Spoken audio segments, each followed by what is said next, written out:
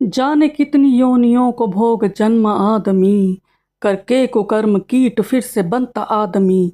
कितनों के रक्त से वो खेलता है होलियां, चेहरे को रंग के हाथ मिलाता है आदमी। उड़ाता है गोलियों से जाने कितने लोगों को, आकर दिवाली घर में मनाता है आदमी। लूट दोस्तों को जेब अफरोज भरता अपनी है, अंत समय हाथ खाली विदा होता आदमी। करके बुरे कर्म पूरा जन्म गवाया, काश अच्छा एक कर्म भी कर जाता आदमी, अच्छा एक कर्म भी कर जाता आदमी।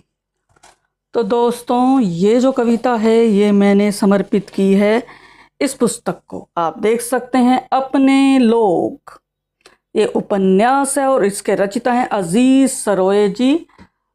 इसकी खासियत यह है कि यह पुस्तक मूल रूप से पंजाबी में लिखी है और इसका अनुवाद किया है गोपाल चंद कुलरिया जी ने। ये देखिए, तो ये है ये पुस्तक जो अनूदित है, और आज मैं ये पुस्तक खास तौर पर आप लोगों के लिए लाई हूँ। पेपर बैग में 2023 में प्रकाशित हुई है और यह बोधि प्रकाशन जयपुर से आई है। मूल्य 200 रुपये, पृष्ठ 156। परिचय देना चाहूँगी दोनों का। मूल लेखक अजीज सरोए, ये पंजाबी के युवा उपन्यासकार हैं। इन्होंने 5 उपन्यास लिखे हैं, एक काव्य, एक सुविचार संग्रह लिखा है। शिक्षक हैं, बाल उपन्यास भी लिख रहे हैं। यह उपन्यास शाहमुखी में भी अनुदित है।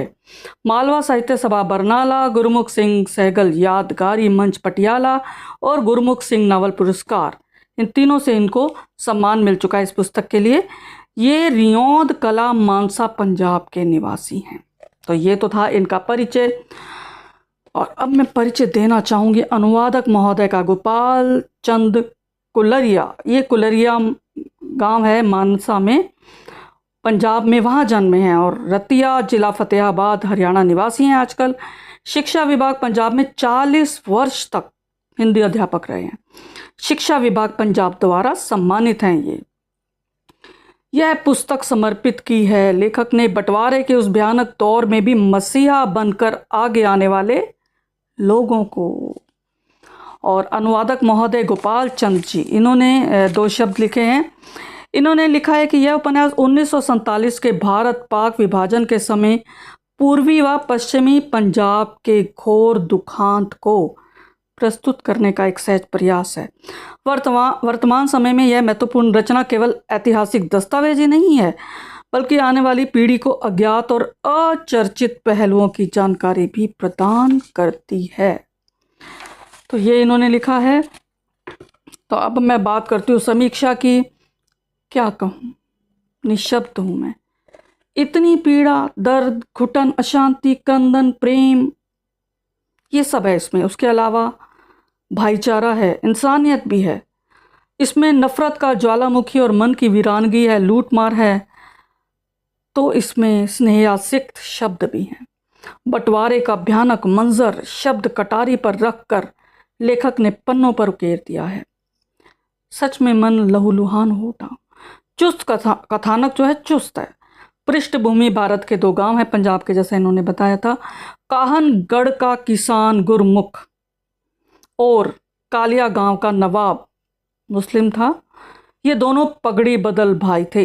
ये केंद्र में हैं इसमें। बंटवारे के समय नवाब मारा गया था।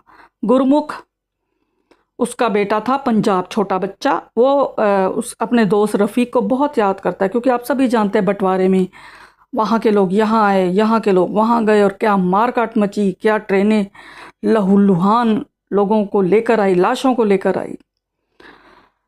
बंटवारे के समय, जैसा मैंने बताया, इसमें लिखा है कि नवाब मारा गया था। गुरमुख जो उसका छोटा बच्चा था वो बहुत याद करता था अपने रफ़ीक को कि कहाँ चला गया रफ़ीक, क्यों चला गया। पाकिस्तान के हिंदू सिख यहाँ आए, भारत के मुसलमान पाकिस्तान गए।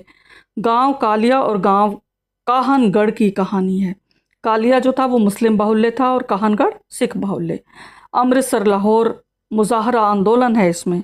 मुल्क आज़ाद हुआ लेकिन जीवन भर की गुलामी दे गया। हिंसक मंजर था। लेखक ने खूब कसावट से लिखा, ऐसा लगा है बहुत लोगों से बातचीत की है, क्योंकि लेखक की उम्र कम है इस हिसाब से, तो यही लगता है कि ऐसे लोगों से अवश्य मिले होंगे। कथोपकथन पात्रानुकूल है, धारा प्रवाह है, बिंब हैं, प्रतीक हैं, मुहावरे हैं, यानी सहज प्रयोग है अलंकारों का। आज़ादी से पहले क्या माहौल था, बंटवारे के समय क्या हो गया, तुरंत बाद क्या माहौल हो गया, इससे बताया। अंत में एक पृष्ठ में पंजाबी शब्दों का सरल अर्थ भी दिया इन्होंने हिंदी में। और इन्होंने एक जगह लिखा है आज़ादी बर्बादी हो गई।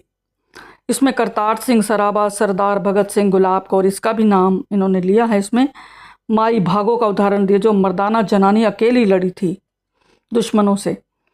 एक जगह इन्होंने लिखा है कि धर्म रक्षा के लिए है, लेकिन अब लोग धर्म के नाम पर लड़ेंगे। और सच में दोस्तों आप देख ही रहे हैं, यही हो रहा है हमारे समाज में। एक इसमें कथोपकथन है, गुलाब जैसा गांव मुरझा गया। जब युद्ध होता है ना दोस्तों, तो बहुत कुछ तहस नहस हो जाता है। मुझे लगता है कि जितना हो सके युद्ध को रोकने का प्रयास करना चाहिए। ये नफरतों में कुछ नहीं रखा, कुछ भी नहीं। बाद में इसमें लिखा है कि लंगर भी छकाया जो लोग बाहर से आए थे। ये देखिए, इंसानियत यही है। इंसान का धर्म क्या है? इंसानियत ही। और जो धर्म है वह इंसानियत का पाठ पढ़ाने के लिए ही होता है। ये तो व्यक्ति है जो अपने स्वार्थ के हिसाब से धर्म की परिभाषा को तोड़ मरोड़ कर पेश करता है। इसमें लिखा ये भी बताया कि मदद की उन्होंने आने वालों की, लेकिन जो कट्टर थे उन लोगों ने तो खूब तहलका मचाया। इसमें इतना नृशंस नरसंहार है ना कि सच में मेरे रोंगटे खड़े हो गए पढ़कर। और एक जगह इन्होंने लिखा कि आग लगाने वाले अंग्रेज नहीं थे, खुद हिंदू, मुसलमान और सिख थे। लाशों से ट्रेन भरी पड़ी थी। ये सब है इसके अंदर। दो गलतियां मैं बता देती हूँ। बुजुर्ग लिखा है इन्होंने, ब के नीचे छोटे ऊ की मात्रा आनी चाहिए, ये कई जगह गलत लिखा गया बुजुर्ग। ऐसे ही पुरुष में र में बड़े ऊ की मात्रा लिखी गई है, जो छोटे ऊ की होना चाहिए, पुरुष ये होना चाहिए। तो बस मैं इसके बारे में इतना ही बता सकती हूँ। जिनको रुचि है, जो जानना चाहते हैं कि बहुत सारे ऐसे लोग हुए होंगे जिन्होंने कितना कुछ सहा होगा और बचाया होगा। बहुत सारे वहाँ से जो लोग आए उनको बचाया भी होगा। उनके लिए इसमें लिखा है कि उन्होंने भैंस भी बांध दी कि आगे से हम लोग आपका ध्यान रखेंगे। तो इसे कहते हैं इंसानियत। तो दोस्तों मैं कुछ शब्द पढ़ना चाहूँगी। तो शुरू में इन्होंने लिखा है, सुनिएगा, कि शाम अभी ढली नहीं थी, आकाश मटमैला सा हो भी गया और बादल खुल गए। गुरुमुख ने इर्द गिर्द के खेतों की ओर नज़र दौड़ाई। जहां तक उसकी नज़र गई, हाली और कामगार मौसम का रवैया देख घरों को चल पड़े। गुरुमुख ने जूतों से लगी मिट्टी को हाथ में पकड़ी परानी से झाड़ा, शीशम के पास की मेड़ से गमछा उठाया और कंधे पर रख लिया। चलो भाई शेरों, बैलों को कहता है, चलो भाई शेरों, हम भी घरों को चलें। और अंत में इन्होंने लिखा है कि अचानक पास खड़े पंजाब ने बापू का सफ़ेद कुर्ता खींचा। पंजाब छोटे बच्चे का नाम था। और ऊपर करके पूछने लगा, बापू तुझे तो तेरा भाई मिल गया, और मेरा रफ़ीक कहाँ है, कहाँ है? तो दोस्तों सच में ये जो बच्चे ने प्रश्न किया है, ये सब जो लोग वहाँ से आए उजड़ कर, जैसे मेरे दादा दादी जो थे वो मुल्तान शहर से आए, मेरे नाना नानी आए थे अलीपुर से, और जो मेरे ससुराल हैं ये झांग से आए हैं ये लोग। तो मैं यही सोचती हूँ कि ये लोग जब आए होंगे तो पता नहीं कितना बस सहा होगा, कितना देखा होगा, कितनी लूट मार सही होगी, कैसे उजड़ी बस्ती को दोबारा बसाया होगा। इस सोच कर भी आज डर लगता है। और आज जो हम हैं, जो लोग घर के अंदर ही दुश्मन हैं, हम उनसे ही नहीं लड़ पा रहे हैं। तो दोस्तों ऐसा ना करें, और जहाँ तक हो सके आप प्रेम बिखराएं, इंसानियत बरसाएं, तो तभी तो आप इंसान कहलाएंगे। तो इस पुस्तक का भी यही संदेश है। तो मुझे उम्मीद है आपको पसंद आई होगी। कृपया कमेंट्स जरूर करें, और चैनल को सब्सक्राइब नहीं किया तुरंत करें। और धन्यवाद दोस्तों, फिर मिलेंगे अगली कड़ी के साथ। तब तक मुझे आज्ञा दें। शुक्रिया।